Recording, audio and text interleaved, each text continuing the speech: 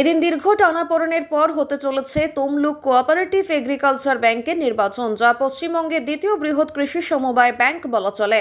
এই নির্বাচন কেন্দ্র করে শুরু হয়েছে জোর রাজনৈতিক টক্কর। 2009 সালের পর এই প্রথম কোঅপারেটিভ ব্যাংকের নির্বাচন হতে চলেছে। আর সেই নির্বাচনে তৃণমূল এবং বিজেপি উভয় রাজনৈতিক দল নিজেদের ক্ষমতা দেখাতে জোর প্রস্তুত নিয়েছে বলা চলে।